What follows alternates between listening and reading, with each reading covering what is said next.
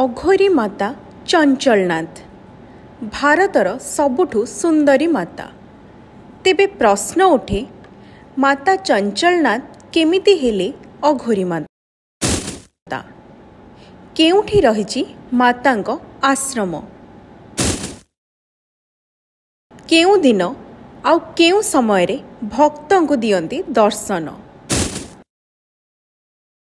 ଦର୍ଶନ ପାଇଁ ପାଉଣା ନିଅନ୍ତି କି ନାହିଁ?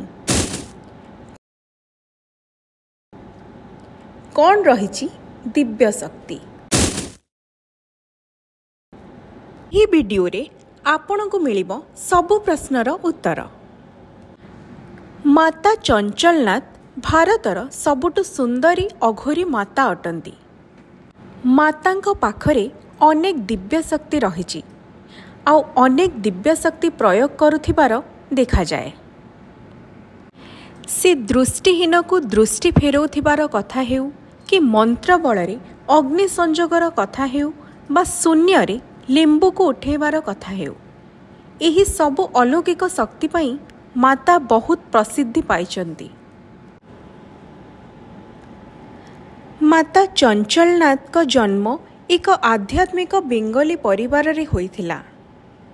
ପିଲାଦିନରୁ ହିଁ ପରିବାରରେ ସାଧନା ଆଉ ପୂଜାପାଠର ଆସର ଲାଗି ରହୁଥିଲା।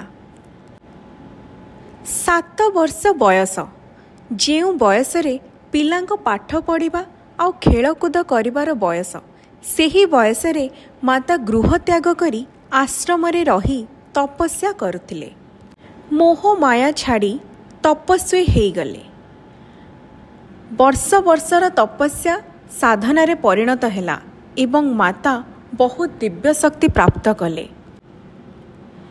ମାତା ଯେତେବେଳେ ଚର୍ଚ୍ଚାକୁ ଆସିଲେ, ତାଙ୍କ ସାଥୀଙ୍କୁ ଅପହରଣ କରିବାର ଆରୋପ ବି ଲଗାଯାଇଥିଲା। ଯେତେବେଳେ ମଣିଷ ବିଖ୍ୟାତ ହୁଏ, ପ୍ରସିଦ୍ଧି ଲାଭ କରେ, ତା ଉପରେ ଆରୋପ ଲାଗିବା ଏକ ସ୍ୱାଭାବିକ କଥା। ମାତାଙ୍କର ଜଟା 11 ଫୁଟ ଲମ୍ବା ଆଉ କେବଳ ଅମାବାସ୍ୟା ଆଉ ପୂର୍ଣ୍ଣିମାରେ ମଶାଣି ପାଉଁଶରେ ଏହାକୁ ଧୋଇଥାନ୍ତି।